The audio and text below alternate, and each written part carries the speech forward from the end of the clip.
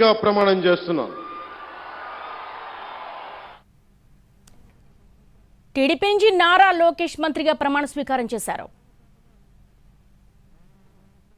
నేను శాసనము ద్వారా నిర్మితమైన భారత రాజ్యాంగం పట్ల నిజమైన విశ్వాసం విధేయత చూపుతానని, భారతదేశ సార్వభౌమ అధికారాన్ని సమగ్రతను కాపాడుతానని, ఆంధ్రప్రదేశ్ రాష్ట్ర మంత్రిగా నా కర్తవ్యాలను శ్రద్ధతో అంతర్గత శుద్ధితో నిర్వహిస్తానని, భయం కానీ పక్షపాతం కానీ రాగద్వేషాలు కానీ లేకుండా రాజ్యాంగాన్ని శాసనాలు అనుసరించి ప్రజలందరికీ న్యాయం చేకూరుస్తానని దైవ సాక్షిగా ప్రమాణం చేస్తున్నాను.